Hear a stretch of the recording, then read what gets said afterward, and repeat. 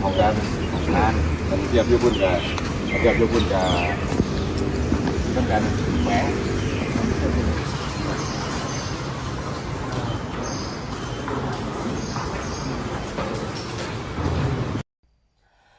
เห็นแล้วน้ำตาจะไหลดีใจแทนน้องตายทานผู้ชมเกิดมาเป็นครั้งแรกที่ได้ไปเดินที่ได้ไปย่างเข้าที่ห้องว่าการผู้ว่าราชการจังหวัดกาฬสินธุ์ถ้าหากว่าน้องบ่มาอยู่กับอาจารย์ติ้งลี่ชาติหน้าเสือรถก็บ่มีโอกาสที่จะได้เข้าไปชมภายในสบายดี FC แฟนคลับทุกทานที่เคารพและนับถือเป็นอย่างสูงวังกี้นี่คิดว่าจะเห็นเรื่องของผู้ผ่าแต่ดันมาเจอคลิปหนึ่งสากลทานผู้ชมซึ่งมันเป็นเรื่องที่เห็นให้ค่อยอึ้งทึ่งที่ว่าการเนาะของผู้ว่าราชการจังหวัดถ้าเทียบใช้บ้านเฮาก็คือห้องว่าการแขวงม่องที่เจ้าแขวงม่องที่ผู้ว่าราชการจังหวัดอยู่ตั้งแต่ค่อยเกิดมาแต่น้อยฮอดใหญ่ค่อยยังบ่มีโอกาสได้เข้าไปยืนได้เข้าไปเยี่ยมเนาะที่ว่าการของผู้ว่าราชการจังหวัดในประเทศลาวบ่เคยไปจักเทื่อเพราะว่าหยังเพราะมันบ่แม่นม่องคนปกติที่จะไปอยู่หั่นได้ต้องเป็นคนที่มีสั้นวรรณะตำแหน่งหรือว่าคนที่สร้างชื่อเสียงช่วยเหลือสังคมเป็นต้นคืออาจารย์ติ้งลี่และก็ทีมกู้ภัยของเพิ่นคันถ้าเฮาบ่ได้เฮ็ดอีหยังเพื่อสังคมบ่มีสั้นวรรณะตำแหน่งเฮาบ่มีสิทธิ์ที่จะเข้าไปอยู่บูซี่ยางไปดุมแต่อันนี้น้องตายได้เข้าไปอันคนที่เป็นคนปกติคนประเทศนั่นน่ะก็อยู่สิให้ยางดุมเข้าไปลิ้นเข้าไปลอกก็บ่ได้แต่ว่าน้องตายเป็นคนต่างประเทศเป็นคนลาวแต่ว่ามีโอกาสได้เข้าไปเยี่ยมชมครั้งหนึ่งในชีวิตตึกใหญ่เลยห้องเขาเอิ้นห้องว่าการจังหวัดหรือภาษาลาวเขาเอิ้นว่าห้องว่าการแขวงเนาะหรือว่าสำนักงานปกครองแขวงเป็นสำนักงานปกครองจังหวัดกาฬสินธุ์หรือว่าม่องที่เจ้าแขวงเพิ่นเฮ็ดเวียกอยู่เฮ้ยอันนี้คือเป็นคนลาวแล้วได้เข้าไปทุกซอกตรอกซอยคืออาจารย์ติ้งลี่นี่บ่ได้แบ่งชนชั้นวรรณะโตเป็นคนลาวนะโตบ่ต้องเข้าไปเด้อโตอยู่นี่ท่าแหละแล้วทั้งที่อาจารย์เข้าไปมื้อนี้ก็ถามว่าเกี่ยวข้องกับตุนตาบอกกับบ่เกี่ยวเพราะว่าเขาเจ้าไปรับใบประกาศเกียรติคุณงามความดีที่ทั้งสมาคมและอาจารย์ติ้งลี่นี่เข้ามาช่วยคนติดถ้ำอยู่ที่สปป.ลาวเนาะอันนี้เขาเจ้าจัดให้เป็นควรกำลังใจเป็นใบย่องย่อสรรเสริญคุณงามความดีที่ได้สร้างสรรค์เอาไว้และก่อให้เกิดชื่อเสียงของประเทศไทยดังลือกระชอนไป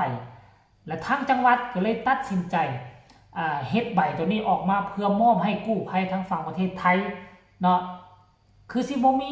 มีของน้องตายแน่นอนเพราะว่าน้องตายเป็นคนทางลาวอยู่ทางฝั่งลาวพี่อันนั้นเขาเจ้าจัดให้เฉพาะกู้ภัยของประเทศไทยที่มาสร้างชื่อเสียงและเฮ็ดให้มีหน้ามีตาให้กับประเทศเรื่องเล่าจะเป็นไปแนวใดนั่นให้ทุกคนไปชมคลิปนี้เลยน้องตายก็เดินตามหลังไปต้อยจากที่จอดรถเข้าไปหน้าตึกเนาะเห็นทั้งเขาเอิ้นว่าคนที่รักษาความปลอดภัยอยู่ทั้งด้านหน้าเขาก็ขึ้นมาทำความเคารพอาจารย์ติ้งลี่กับก้มลงงึกหัวต้อนรับน้องตายกับย่อมือนบสบายดีเข้าไปทางด้านในเห็นพระเนี่ยก็สัญลักษณ์ของเจ้าชีวิตน้องตายกับก้มหัวลงคำนับตามหลังอาจารย์ติ้งลี่และคุณทรายเล่งรายละเอียดจะเป็นอะไรให้ทุกคนไปชมคลิปนี้พร้อมๆกัน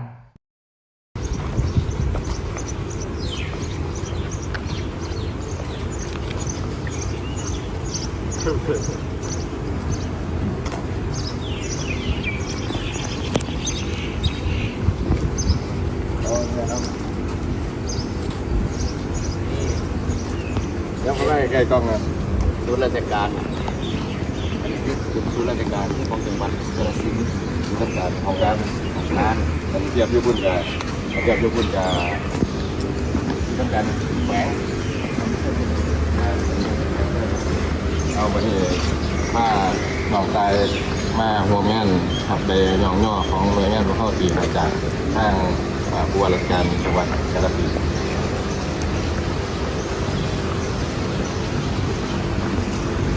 อันนี้เดี๋ยวถ้าหน่อย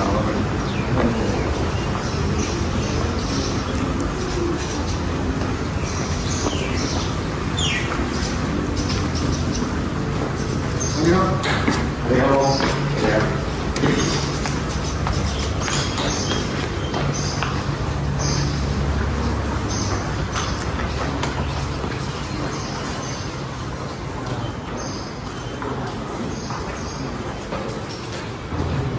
ต้องขอขอบอกขอบใจที่อาจารย์ติ้งลีบ่ปะบ่ทิมคนลาวตาดำๆคนหนึ่งที่หวังพึ่งพาบุญบารมีเนาะความรู้ความสามารถของกู้ภัยพี่น้องชาวไทยย่ำใดก็บ่กักความรู้ทุกสิ่งทุกอย่างที่อาจารย์ติ้งลีไป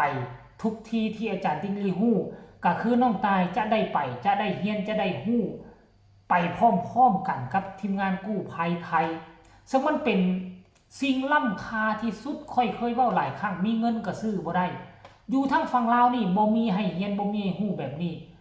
แม้แต่น้องเป็นคนลาวน้องยังบ่เคยเข้าห้องที่ทำการผู้ว่าราชการจังหวัดจักครั้ง